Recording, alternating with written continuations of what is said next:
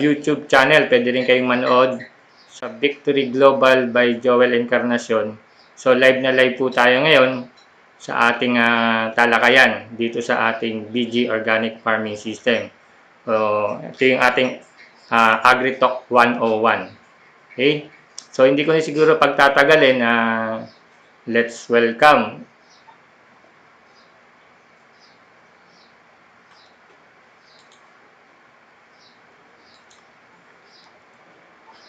okay, magandang hapon po sa inyong lahat. Medyo na-delay ng konti yung ating audio.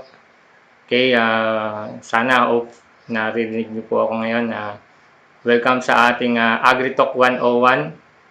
Okay, please do like our pages, BG Organic Farming System, and subscribe to our YouTube channel, Victory Global by Joel Encarnacion. So, hopefully, maganda po yung ating talakayan ngayon, no? So, visit our pages later and subscribe in our channel sa YouTube channel po. Okay, siguro hindi ko na pagtatagalin. Let's start our presentation, no? So, again, welcome sa Victory Global Organic Agritech Revolution. So, by the way, pakilala mo na pala ako, no? My name is Joel Cruz. So, hindi yung kilalang Joel Cruz. Mayaman yung pangalan, no? Encarnacion, ganun din, no? Anyway, mayaman yung pangalan. So, magpayaman talaga. So, I've been doing this AgriTalk, okay, way back, matagal na po, no? Inumpisa namin to way back 2017. So, offline lang po. Ngayon, we do it online na. Kasi meron na tayong tinatawag na new normal. Okay, yung tinatawag natin new normal because of this pandemic na naranasan natin ngayon. So, ito yung tamang panahon para i-leverage na natin yung ating information tungkol sa organic agriculture. So far,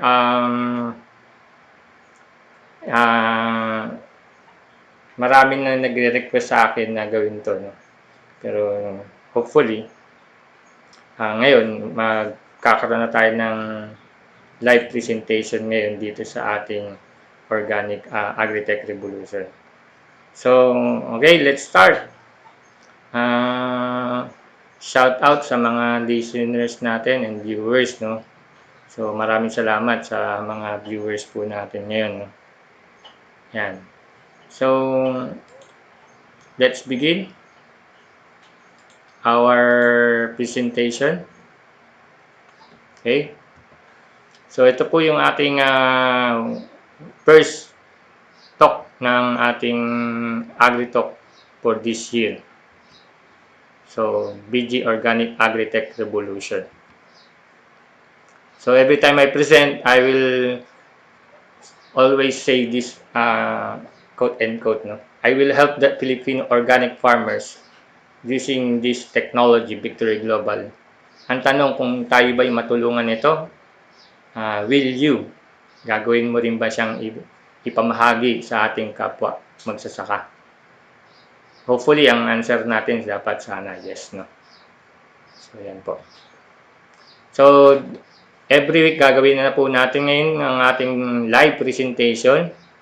Okay, ito yung ngayon yung briefing ng AgriTalk 101, Organic Agriculture.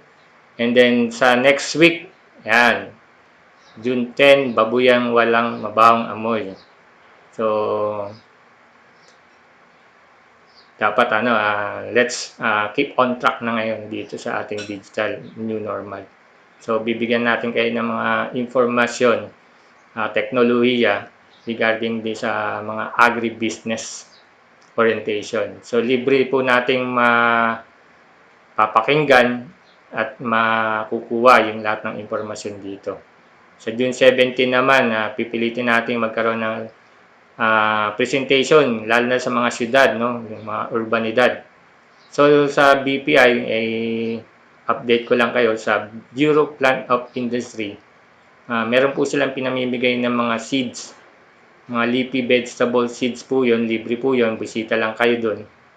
or sa mga probinsya, sa mga regional DA, mga Department of Agriculture, pwede kayong humingi doon. Libre po nila pinamimigay yung mga binhi, yung mga seeds doon, yung mga leafy vegetable. Okay? So, bisita lang kayo doon. Yan po yung ating mga upcoming seminars, orientation. So, you can request kung ano yung gusto nating talakayin. Okay? You can request para at least sa susunod ipopost natin dito. So, ngayon, ang objective ng presentation ng organic farming natin is ito yung tinatawag na to sustain and preserve the 4K to human being. Ano ba yung apat na K na ito? Dati, yung pinaglalaban lang natin, no? Sa revolution natin.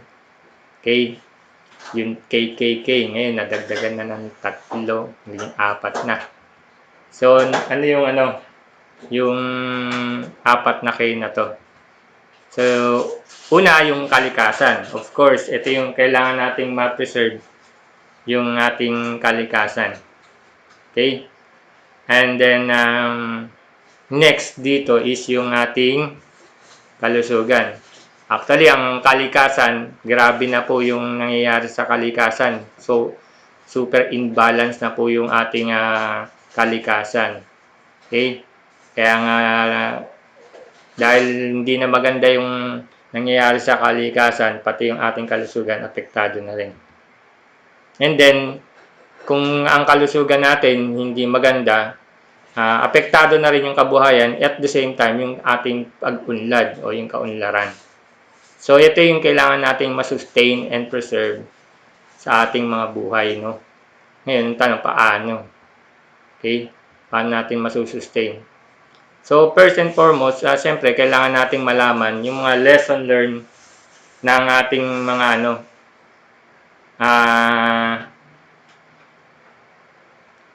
affecting sa ating 4K, no? Sa ating mga 4Ks na to. Ano ba yung mga naging problema natin? Okay? So, umpisaan natin dito, of course, sa mga lesson learned natin sa napagdaanan. Actually, ginagawa natin ngayon, with this pandemic time, nagkakaroon tayo ng mga lesson learned. So, nire-reformat tayo ngayon, no? Nire-reformat tayo ngayon. So, para sa computer, nire-reformat. Total reformat tayo. Back to basic. Ika nga. So, tignan natin yung napagdaanan nating mga business trend natin, no? Nagsimula tayo, of course, sa business sa agrikultura. Ang tawag dito yung during agricultural age. So, natuto ang mga tao magtanim. So, ngayon, habang tumatanda ang ating mundo, okay, for decades, farming across the world, okay, has suffered financially due to many factors including pests and diseases and low farm yields. So, yan, marami na tayong in-apply, nalaman natin kung ano yung masama at yung mga nakakabuti. So, definitely, marami talaga ang talagang nag-invento, nag-siyensya. Kaso nga lang, yung mga kadalasang naging traditional na ginagamit sa agrikultura, yung paggamit ng mga lason o yung mga nakakasama sa ating kalikasan. Okay? Wala namang masama diyan sa mga na-invento, pero ang naging epekto nito, hindi po yung nutrients na pinakakain sa halaman kundi yung binder nito at the same time yung residue ng mga hazardous chemical na to. So, ano yung naging resulta niyan? So, no wonder, alam na natin yung resulta niyan. Lahat ng mga nag-farming na ginamit yung mga lason, mga pestisidyo na chemical, yan ay naka-apekto sa ating mga kalupaan. So, naging tigang, naging acidic, nawala ang sustansya, even the nutrients, kumbaga ang lupa natin namatay. So, hindi na makapagbigay ng magandang ani dahil wala na siyang buhay. Okay? Acidic. So, hindi na maganda yung ating lupa. Even ang ating mga tubig, okay, dahil sa mga lason, nakontaminado na. So, hindi na rin maganda, hindi na rin safe. So, yun po yung nangyayari. Okay? Marami ng lesson tayong natutunan dito. So much more na talaga. Okay? Talagang kailangan nating bumalik na sa basic, no? Kung tawagin, organic agriculture. Okay? Yan po. Sa pag-aalaman at ngayon sa sa mga ating alagang hayop, ganun din.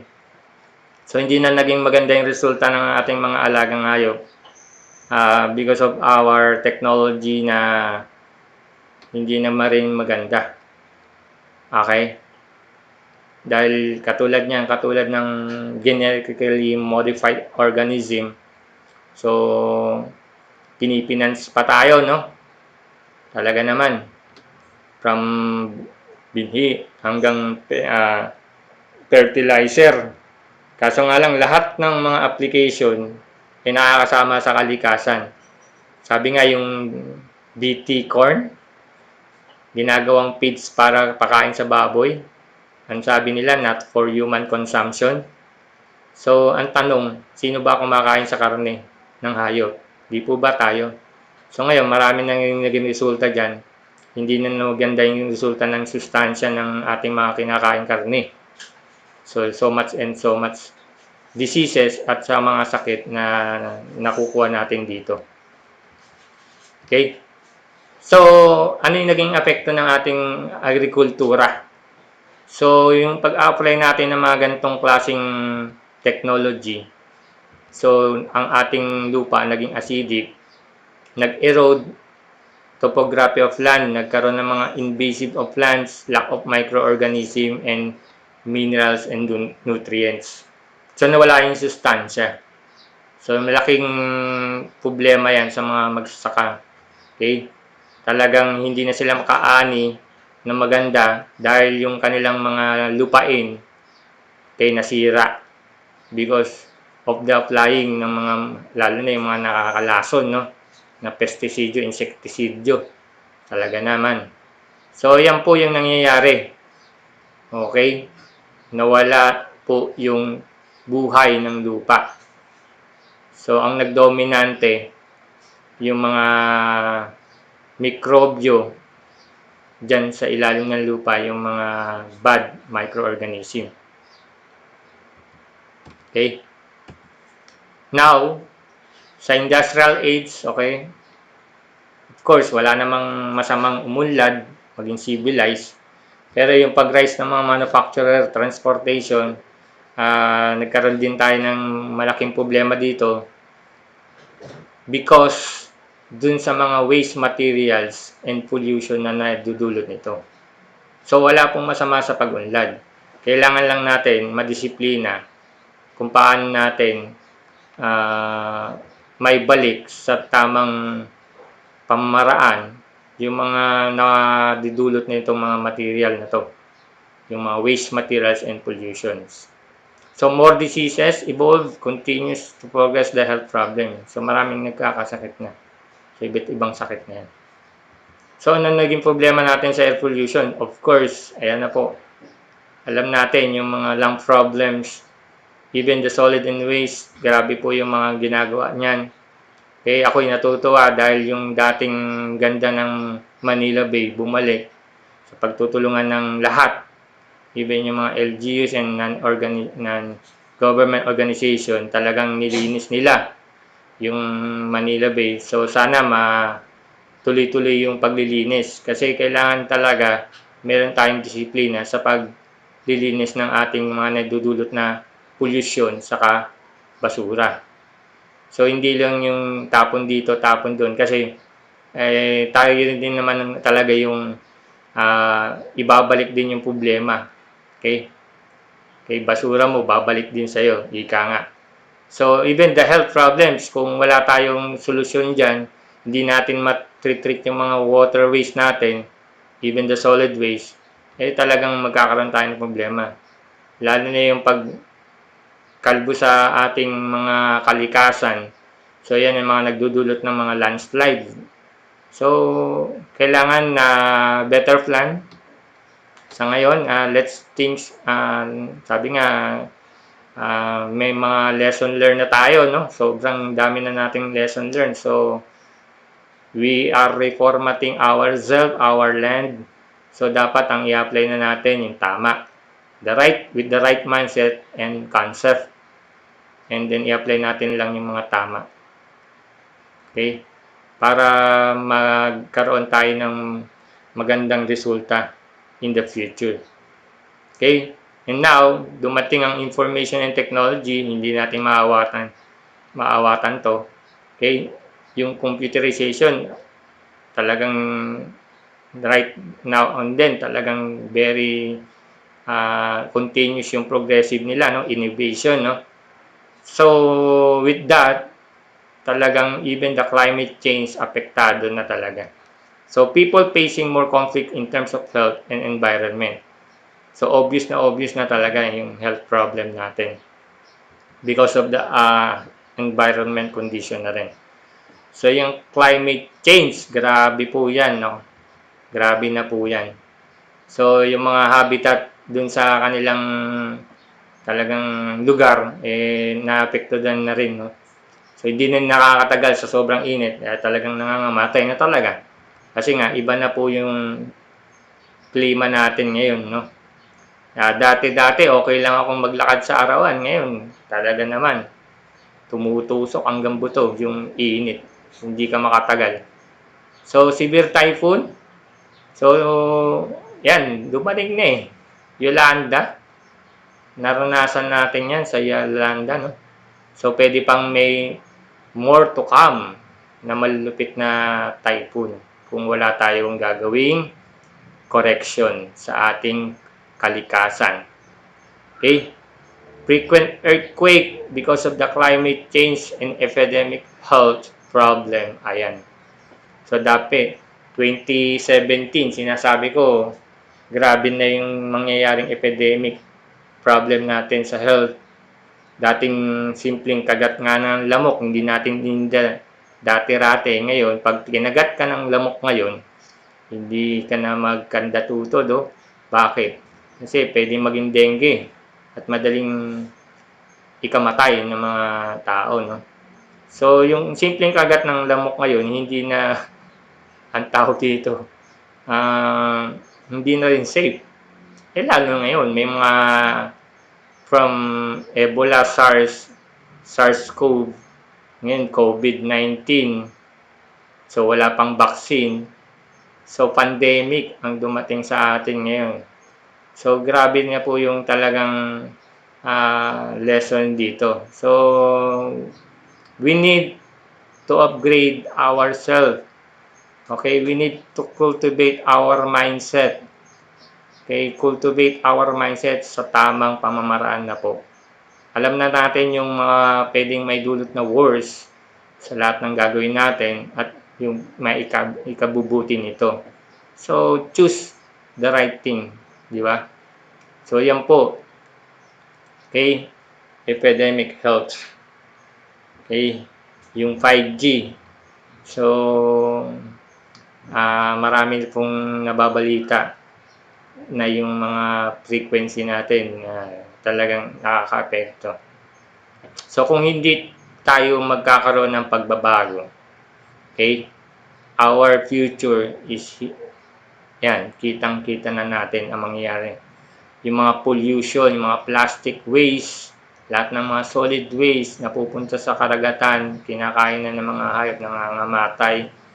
So, lason, lahat dito, even our air, baka sa susunod, dati tubig, libre. Ngayon, baka sa susunod, yung water and air, babayaran mo na, bibilin mo na. Okay, kailangan mo na magbili ng oxygen. Kasi hindi na magiging libre. Why? Kasi nga, kung hindi tayo magkakaroon ng pagbabago, we need to get back to basic. Let's go back to basic. Choose the right things to do. Opo, yan po yung dapat natin gawin to restore and heal our land. Okay? We need to heal our land kasi ang nagdodominante na dito hindi na yung mga good thing. Okay? Yung mga bad elements na po, even yung sinasabi nating virus na yan, sila na po yung dominante, kaya apektado po yung ating kabuhayan. Okay? Even ourselves, yung kalusugan. And tanong, Joel, ano yung solusyon to sustain and preserve the forecast? Okay? Ang ating problema ngayon, hindi po nakikita. So, dapat ang sandata natin dito para pugsain lahat ng mga yan, yun ding hindi nakikita. So, introduce ko po sa inyo yung tinatawag na power of microorganism. So, ano ba tong microorganism na to? Hindi po to makikita on our naked eye, no? Microscopic organism that comprises either a single cell or multicellular organism. The study of microorganism is called microbiology, a subject that began with Anton van Leeuwenhoek discovery of microorganism in 1675 using microscope on his own design. So, meron tinatawag na good microorganism and bad microorganism. So, ang naglipana na ngayon, yung mga bad, even the bacteria, marami na pong bad bacteria, fungi, and of course, yung viruses na nade-develop, nagkakaroon ng mutation at they call it virus. So, yan po yung mga dominante sa mga waste, solid waste, water waste na nakontamina ang ating kalikasan because they live in acidic environment. So, kung ikaw, papansin mo, okay, take a look at yourself, and marami na pong nagsasabi, nararamdaman po natin to. If you are acidic person, so what happened to you? Okay, kung ang ating katawan, inabuso mo, nilason mo, inom dito, sigarilyo dito, so naging acidic yung inyong environment na katawan. So ano, kapag environment mo, puro acidic, you are prone in all kinds of diseases. Huwag kang magtaka kung bakit ka nagkakasakit at madali kang kapitan ng sakit. Kasi nga, nagiging acidic ka. So ganun din ang kalikasan. What's na ang kalikasan? Acidic. So marami pong bad element na naglilipana. So we need to conquer them. We need to rehabilitate them. Okay? Kaya kailangan ibalik din natin yung tama. So katulad ng ating katawan, let's alkaline ourselves. Kasi ang mga tao na nasa alkaline level, what will happen? All the diseases and virus, hindi sila nakakatagal sa mga alkaline environment. Okay? So, that is one of the fact na kailangan nating i-restore ang ating kalikasan. Okay? So, let's propagate yung mga microorganism, lalo-lalo na yung mga good microorganism. So, napakarami po nating kakampi. So, okay? 2/3. Yan. Mas marami yan kaysa sa mga bad elements na bad microorganism. 1/3 lang yung population ng mga bad element. Kaso nga lang, dahil environment, acidic, talagang nagdo-dominate. Kaya, kailangan natin i-repopulate itong mga ating mga kakampi na microorganism sa ating kalikasan. Okay? So, anong symbiotic cycle nito? So, mapapansin po natin, kapag tayo nag-apply ng mga microorganism na good microorganism, katulad ng cyanobacteria, bacteria, fungi, okay, and etc., algae, protozoa. So, they are feeding our soil, the plant feeding the soil organism. So, we are feeding the soil. So, kailangan ibalik natin po sila kasi sila yung nilason po natin kasama sa paglalaso sa paggamit ng pestisidyo, insektisidyo na mga nakakalason. Kahit yung mga good and bad bacteria, patay dyan sa ginawa nating lason. So, since wala sila, kailangan i-repopulate natin sila, no? Kasi kailangan nating ibalik yung mga microorganism natin na nakakatulong sa ating lupa. So that the soil can all again feed the plant. So sila yung nagde-develop ng enzymes, minerals, antibiotic, growth regulators, and hormones. So plant nutrients ang ibinibigay nila sa ilalim ng lupa. So at least yung ating mga tanim ay makakain ng masustansya. So sino yung kukain ng mga tanim? Tayo rin po. Lahat ng mga fruits, vegetable, masustansya ang kakainan natin kasi yung output masustansya ang katawan natin. So yung effect niyan, matinding anong effect niyan? Talagang symbiotic din.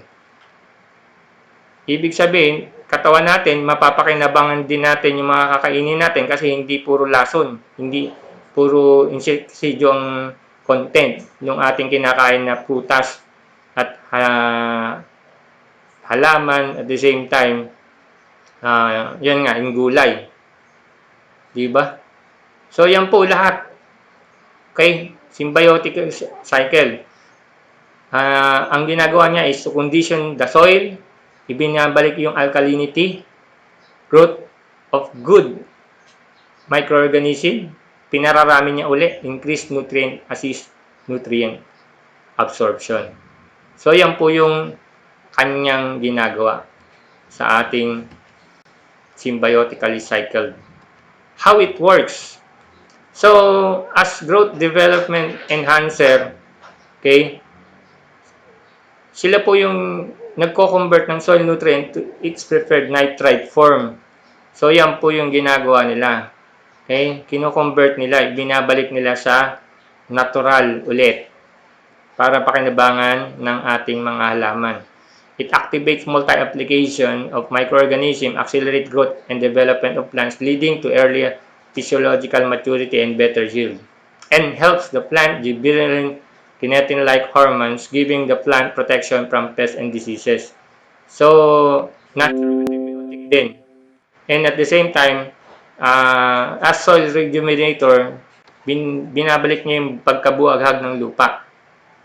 Okay, it helps to stabilize the soil pH level and neutralize the soil acidity. So, nagkakaroon uli ng pagbabalik sa alkalinity. So, sabi ko nga, ang mga bad element, bad microorganism, hindi sila nabubuhay sa alkaline level, no? Sa acidic level sila. So, kung ang ating lupa ay nasa pH level and alkaline level, ang nagdodominante na ngayon yung mga good microorganism. So, yan po yung magiging solusyon natin. Okay? When we repopulate this good bacteria or good microorganism. So, ang effect ng benefits nito, napakarami po, no? So, ito po yung benepisyo. Okay? Plant growth, better soil, stronger root, stimulate growth, disease resistance, increase water holdings, increase minerals in plant, increase nutrient intakes, increase crop quality. So, lahat, ang dami pong benepisyo nito, no? So, samantalang kung ang ina-apply mo lang sa ating agricultural, okay, is yung synthetic fertilizer, one way lang po siya, no? One way. Plant nutrient lang siya. Tapos, yung mga residue, binders, yun po yung nakaka-apekto sa ating lupa. Kung bakit naging acidic at nagiging compact yung soil. So, samantalang ang organic fertilizer, when we use this technology, okay, from organic matter, soil nutrients, microorganism, plant nutrients. So, paikot-ikot, sustainable. So, ibig sabihin, the best soil fertilization pa rin is microorganism. Yan po yung sinabi ng mga eksperto. Okay, microorganism pa rin ang best fertilization. So, ito na po yung mga resulta ng ating technology, no? Nagsimula kasi ang ating company sa Baguio. So, marami silang gulay doon. So, in-experiment nila, okay, in-apply nila, Ito po yung naging resulta.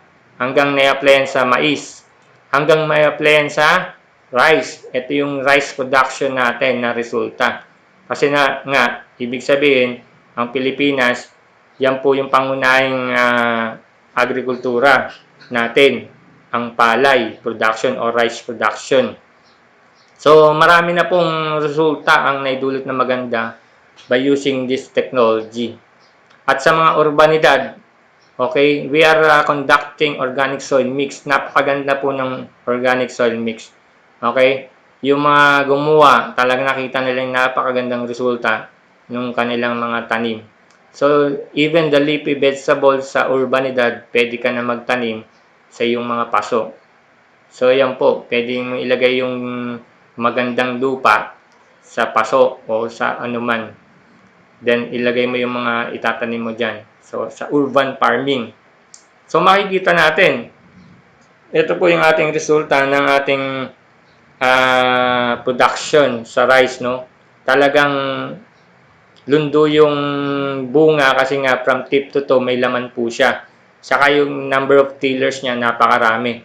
Even yung ugat talagang nagdi-deep penetrated na, hindi na mababaw yung ugat kasi nga ang talagang nagiging buhagag at nakaka-penetrate ang ugat sa pinakailaliman. So, mas marami silang nutrient na nakukuha, matibay. Okay, kahit bagyo, hindi yan malulundo. Okay, kahit damaan ka, marami na pagsubok. Since matibay ang ating tanim, so, mapagtatagumpayan niya yan. So, marami pong benepisyo ang paggamit ng ating organic farming system. Okay? So, sa hayop naman, okay, nagamit na rin po siya.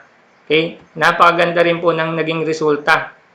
Okay? Bumilis yung paglaki, even yung pagbigat, pati yung lasa ng meat, yung talagang mapapansin mo, yung even yung mga commercial feeding na pinakakain mo when you use this probiotic drink, talagang halos hindi mo ma-distinguish kung ano yung commercially feeding at the same time yung organic, talagang all natural feeding, yung mga natural na baboy.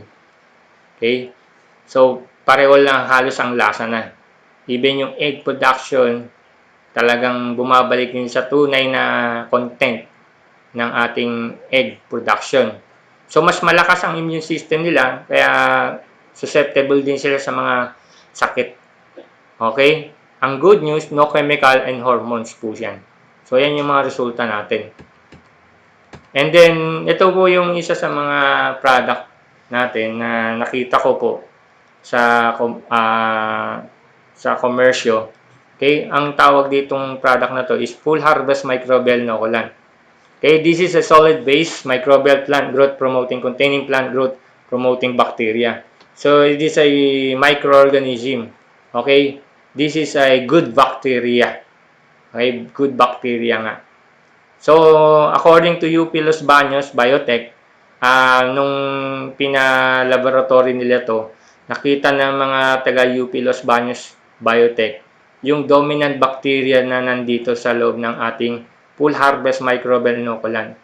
At ang role nito is magbigay ng fast decomposition at the same time yung mga mababaho nako-convert to odorless, nawawala yung mabawang amoy. Okay? Mas mabilis ma-decompose yung mga organic matter natin dito. Okay? By using this Full Harvest Microbial Inoculant. So yung tatlong dominant bacteria, yun po yung nakita kong maganda pong benepisyo po dito. Kasi marami pong klase ng microorganism, no? So you can do it yourself, may DIY. Okay, yung tinatawag nating IMO, EMO, you can produce by your own. But ang good thing sa ating Full Harvest Microbial Inoculant, kilala po natin yung ating mga sundalo. So this is our army, mga sundalo na makikipag-battle dun sa mga unseen world din, yung mga bad element, even the virus. Okay? na naglilipana ngayon, yung mga bad bacteria, germs, etc. So, ito po yung mga sundalo po natin na hindi rin nakikita. So, ano po yung mga role nito na dominanting bacteria or dominanting microorganism? Okay, pakilala ko po sa inyo si Bacillus subtilis pumilus at the same time si Licheniformis. Actually, technically, ako hindi ko rin talaga ano ba yan? Parang ganun. Sino ba yan? Anyway, for the information purposes, kailangan malaman natin ano yung better role nito.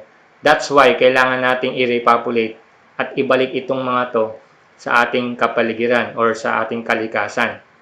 So, si Bacillus subtilis, ang better role nito, ang pinaka-main, marami pong role to pero ibigay ko lang sa inyo yung primary role niya. Okay?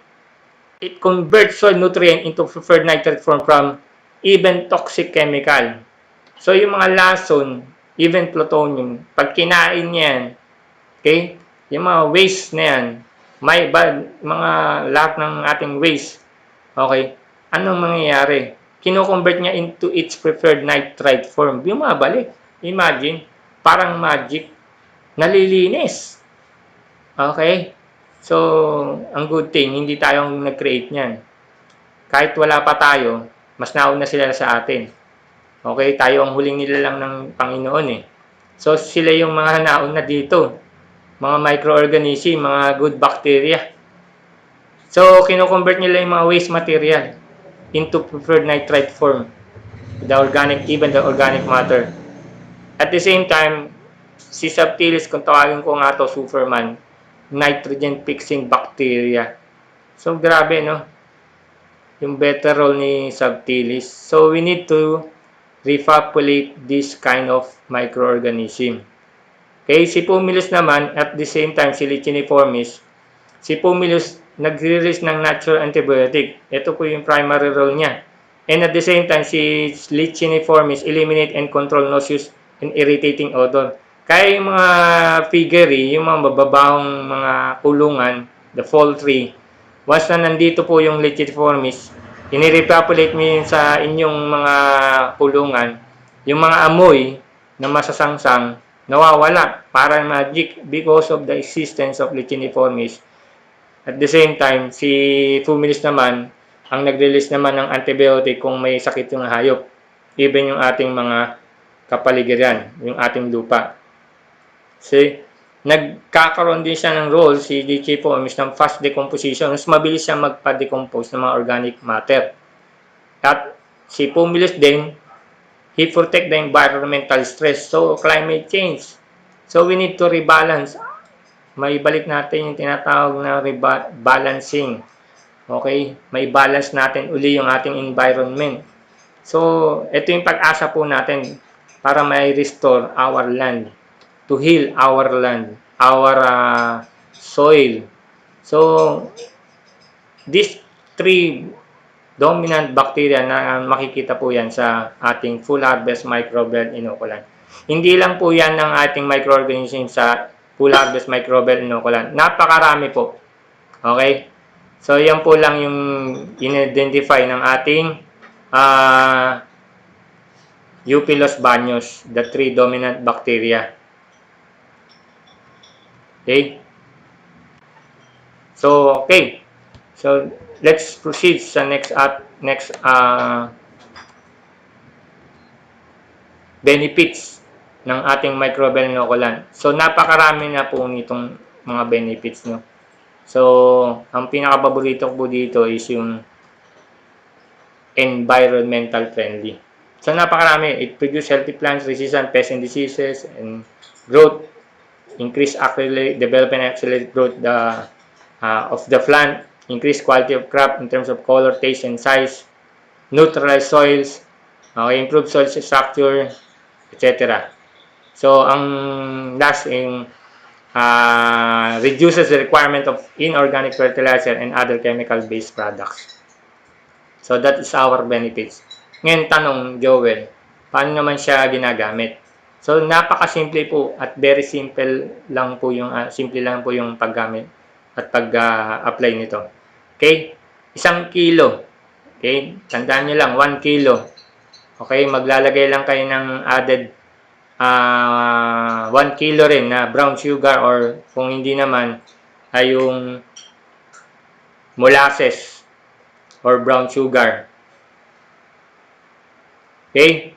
And then, ilalagay natin sa isang drum na tubig. Okay? Haluin. After 12 hours, pwede mo na siyang gamitin. Okay? Saan? Yung 1 kilo na yan is good for 1 hectare na po siya. Okay? Yan. I-spray mo lang siya basal. Yan. Ibig sabihin, yan, yung nakikita niyo sa picture, ini-spray lang niya siya, ini-spray niyo lang siya ng basal. Okay? So, spray niyo lang yung ng basal. Okay? Application, i-spray directly kung pwede siyang i-foliar. Okay? Pwede rin siyang i-foliar kapag nandiyan na yung halaman. Sabi nga, pag marami yung paggamit nito, ang benefits over application can be a benefit.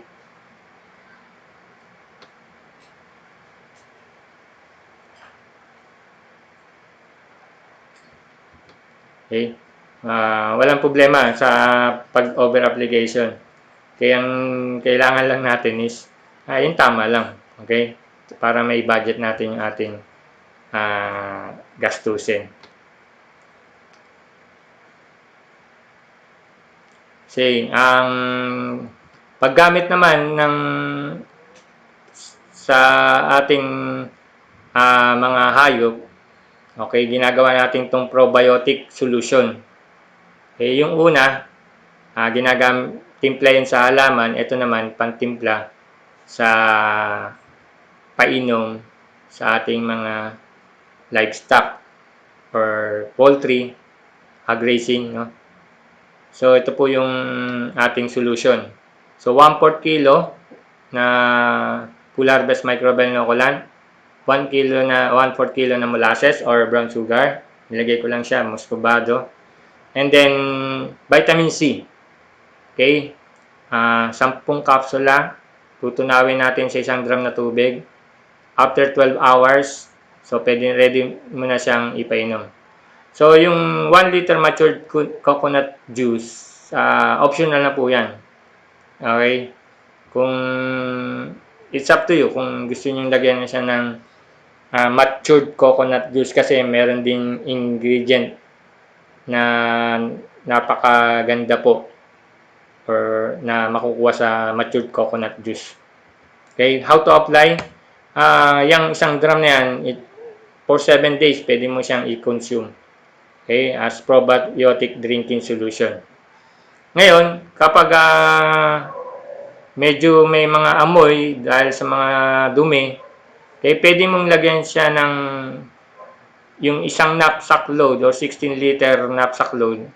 Lalagyan mo lang siya ng ating probiotic drinking solution. Okay, ng 500 ml natural vinegar. And then spray mo na sa kulungan. Even sa outside ng kulungan, even yung mga halaman, foliar mo na rin. Okay? Para ma-eliminate yung odor at disinfect. Remember, microorganism po yan. So, kailangan yung ating area malinis din. So, with the help of this microorganism, malilinis po yung ating area. So, meron kang sundalo. So, hindi ka basta-basta papasukin ng mga iba't ibang bad elements, kasi ang mas dominante sa area mo ay yung mga good microorganism. So, yun po yun. It's matter of territorial po siya.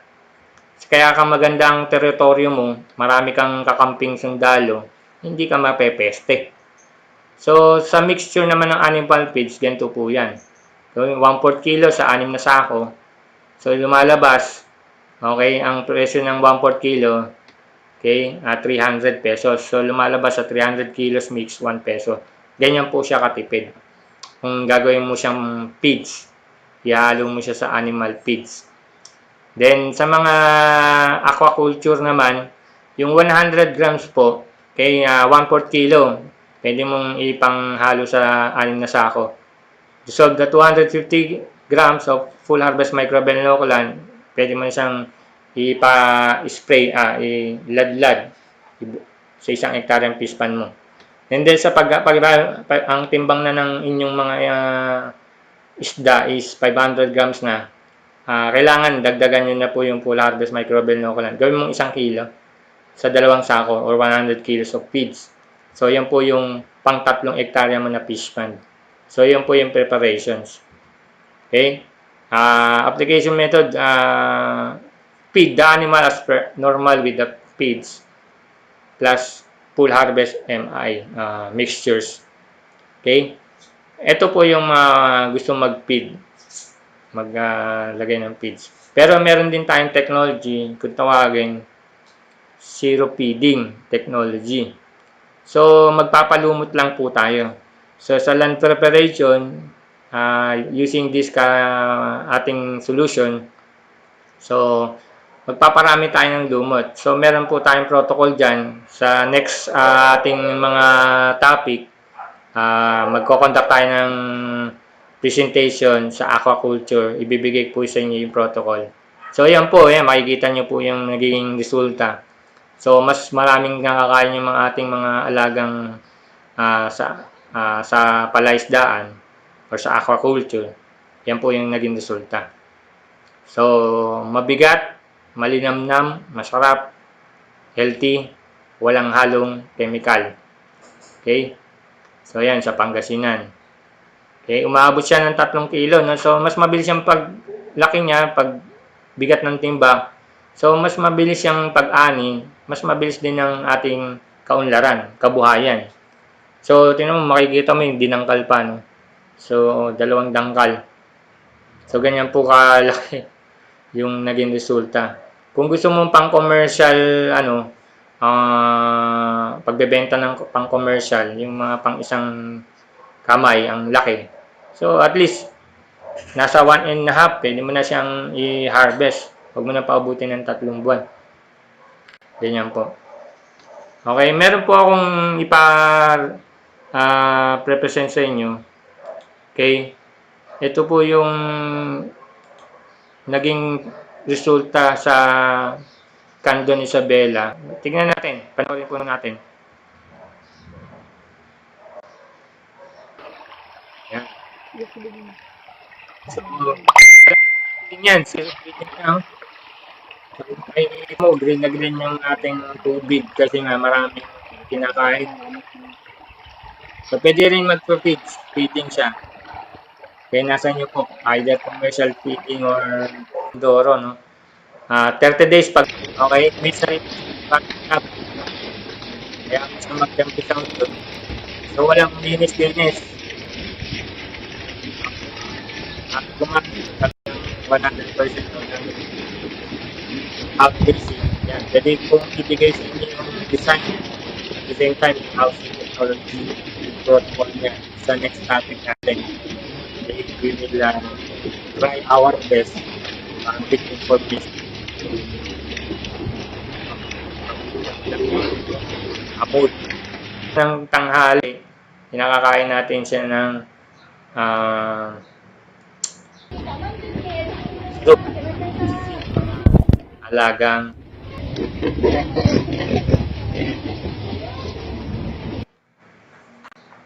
yan, makikita natin yung anong beses mo na papakainin siya, no? Umaga, kasi tayo sa hapon. Commercial feeds. Commercial feeds pa rin. So, meron din tayong pwede ito na talagang do it yourself feeds. So,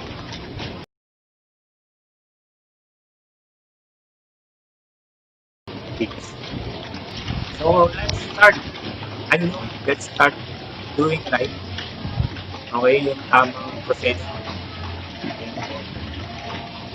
Para at least, less ang gastos po nito eh. Okay? At ang good thing, yung ani mo, mataas. So, ang layunin ng organic agriculture is pababain yung gastos. Ilang buwan na yan?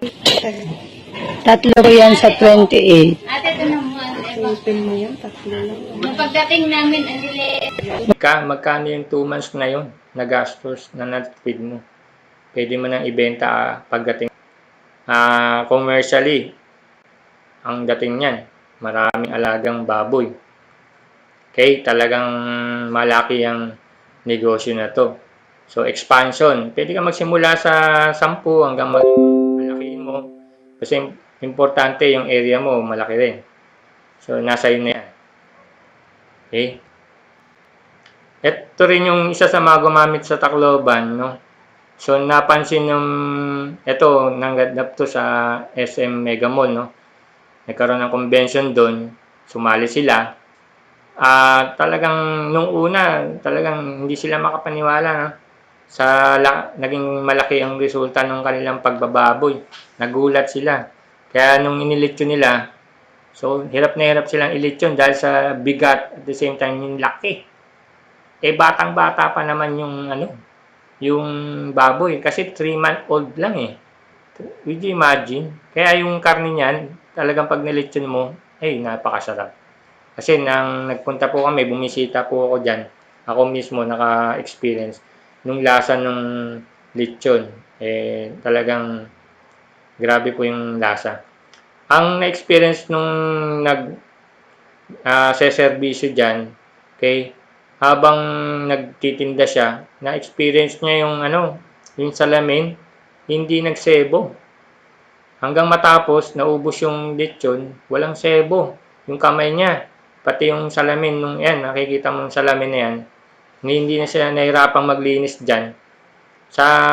Grabe po yung nangyari. Kaya, yung sebo, mahirap yun hugasan yun eh. Pero dito, pag nag-organic ka pala, talagang yung sebo, wala, alos. Kasi yung tinatawag din na bad cholesterol. Pag tumitigas sa ating mga ugat, yun yung nagiging sanhi ng ating heart problem. And at the same time, pwede kang ma-stroke. Kasi nga, namumuo. Kung walang namumuo, sa kinakain mong lechon na fats, di ba? Napaka-healthy po ng ating lechon. Okay? Yan po yung naranasan nila. Okay? Then ngayon, dumakik tayo dito sa ating isa sa mga new technology rin, no? From agriculture, sa pagtatanim ng halaman, sa pag-aalaga ng hayop. At ngayon, meron kaming application dito sa tinatawag na waste problem natin. So, sa waste problem natin, ang ginagawa ng ating microorganism, lahat ng mga mababahang amoy, ini-eliminate niya. So, kailangan lang natin itong mga good bacteria nito to eliminate yung mga bad odor. Even yung mga pollution in water and solid waste, nare-reduce because of this. Yung mga good bacteria or good microorganism na de-decompose nila na mabilis. Okay? Nako-convert nila, of course, this is subtilis, no, into fertilization and restore and rejuvenate the soil. So, symbiotically cycled nga po. So, yung mga waste natin sa industrial, so napipix po. Even yung mga manure, mga plant waste, lahat yan, mga organic matter na yan, okay, napipix po.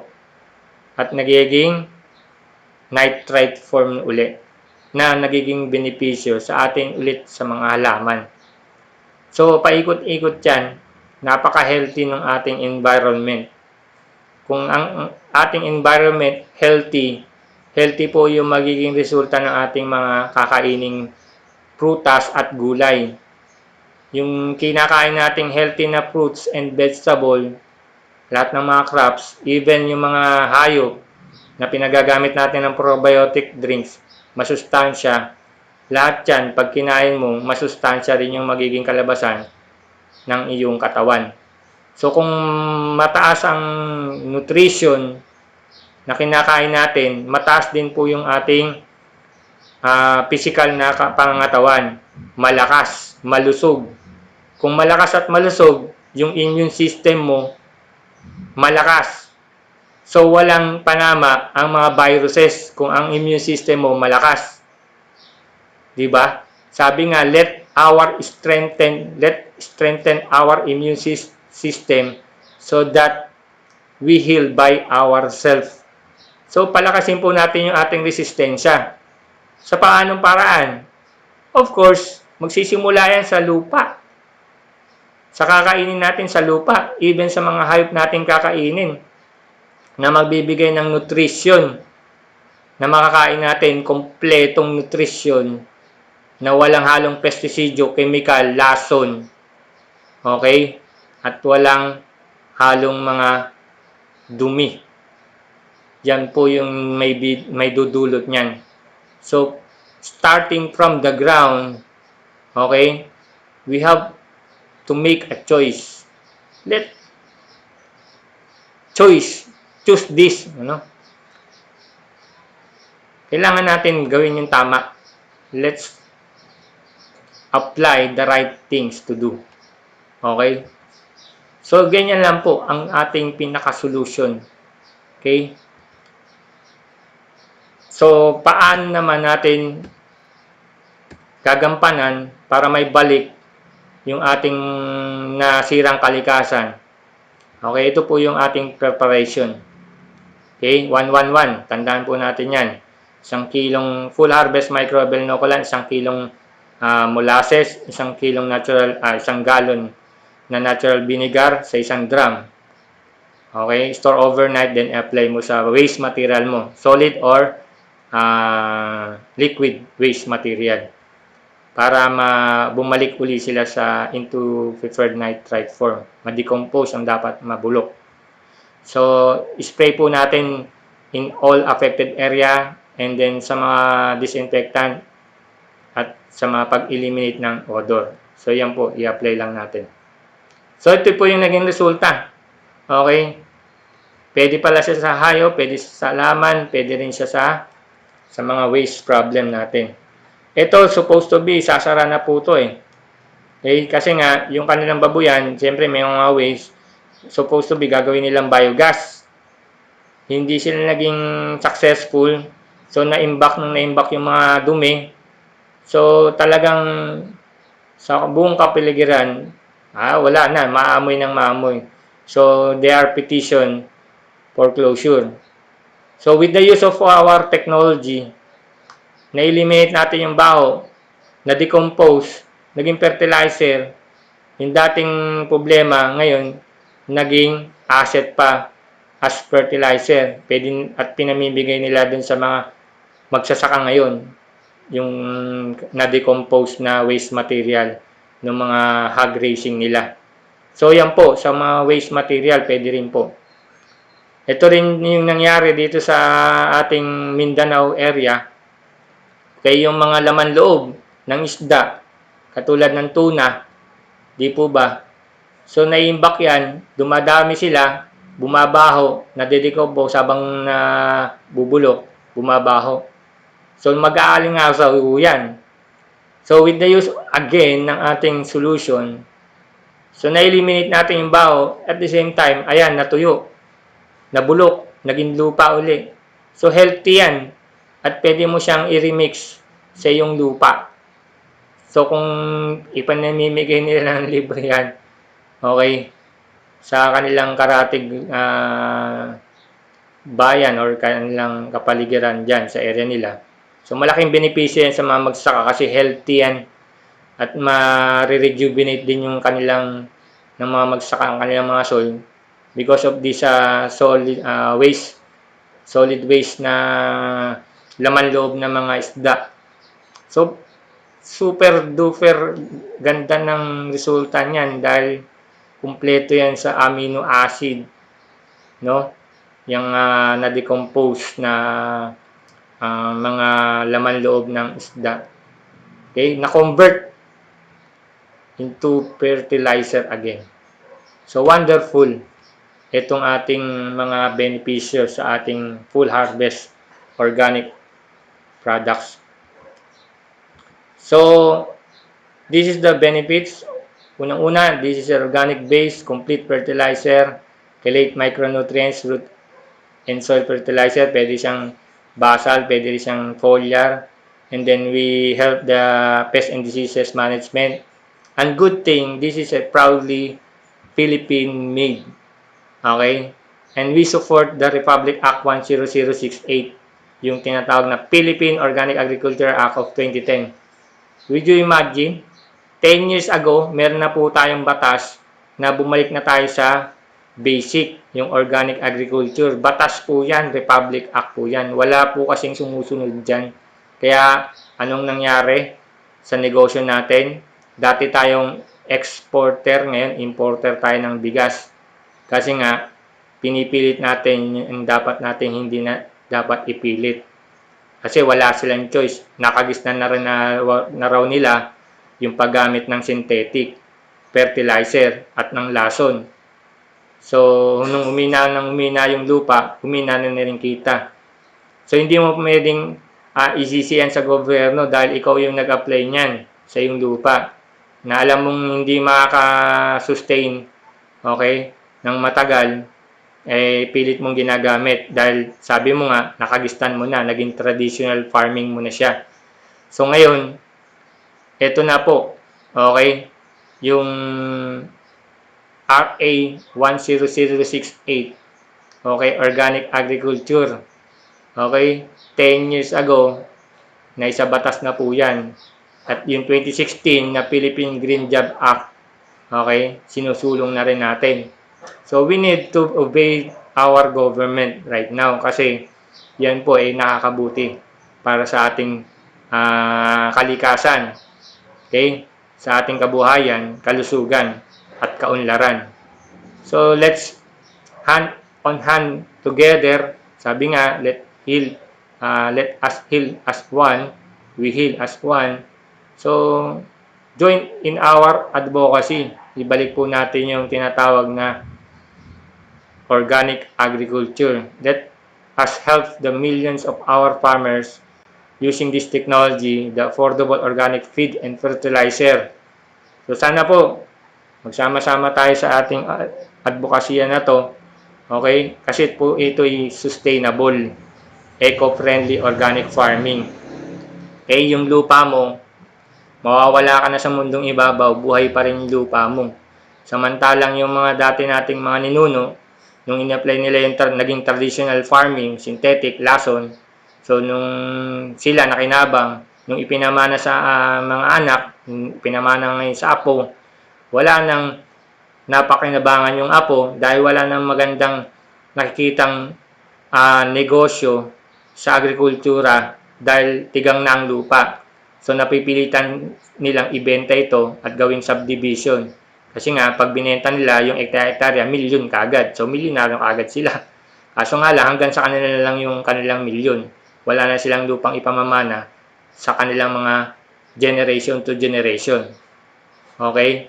So, ano pang hinihintay po natin? So, a lot of lesson learned sa lahat ng ating mga naranasan. At the same time, yung nakikita na kailangan na nating bumalik sa basic. Let's do basic 101. Okay? Let's go back to basic. Dahil no harm naman to. Sustainable siya. Okay? Kalikasan, protektado. Kalusugan, protektado. Kabuhayan, protektado. Generation to generation. Pakinginabangan ng anak mo. At yung kaunlaran, patuloy tuloy. Okay? Unlimited po siya. So, sa mga gusto rin pong makipag-ugnayan at makipag-partnership po sa atin, we are welcoming yung exclusive distributorship din po ng ating produktong Full Harvest Microbial Inoculant.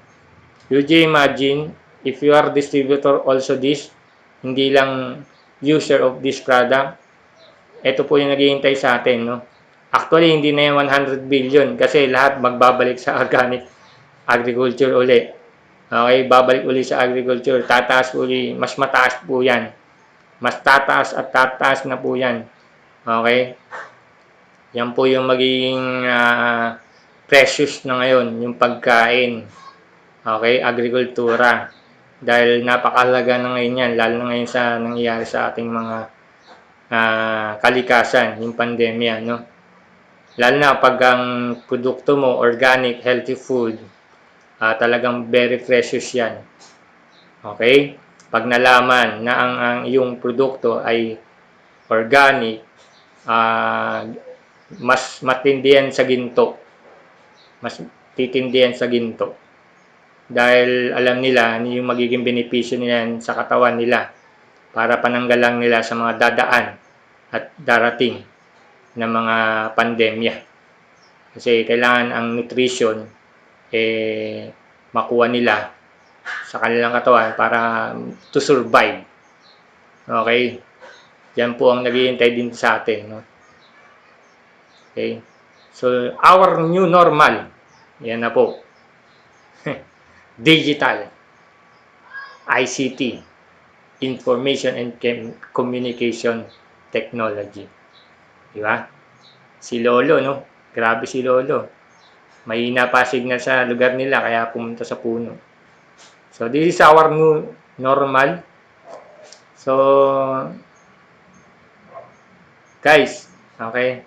I hope marami akong naibigay sa inyong information at naitulong sa inyo ngayon. So, kung meron kayong mga questions, you can type sa mga comment, and then tignan natin kung mababasa po natin yung mga comment and question nyo po. Okay? Sa YouTube, pwede rin po kayong sa YouTube, no? Kung meron kayong comment dyan sa YouTube, mananonood. At the same time sa FB. Okay. So, hopefully, siguro yung mga comment natin, I will answer na lang offline. Total, pag nakapost naman yan, we can answer that. Or sa mga next topic din natin, sasagutin na lang natin yan. Okay? Again, thank you very much sa mga nanood at nag-listen.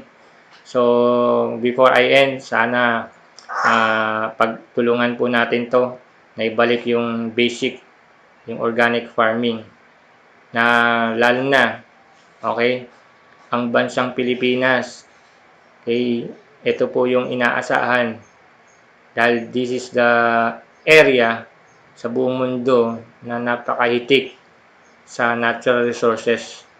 Huwag po nating sayangin. Okay, yung oportunidad na ibigay sa atin. Okay, yung ating pangunahing sandata, agrikultura. Okay, na magsusupply ng pagkain hindi lang sa Pilipinas, kundi sa buong mundo. Kasi kung tayo magsisimula sa tama, organic agrikultura, kay lahat ng ating mga ibebenta, okay, bibili niyan, even hindi lang sa Pilipinas, kundi sa buong mundo. So, maganda po yung hinaharap na oportunidad sa ating lahat. Okay? No wonder na ang Pilipinas, okay, totoo po yan, na pwede tayong maging one of the richest country in the world kung umpisahan na natin to. Let's start doing now. Kairos. Now, I mean, as in now. Okay? Start doing organic farming. With that, thank you very much and God bless you all. Thank you.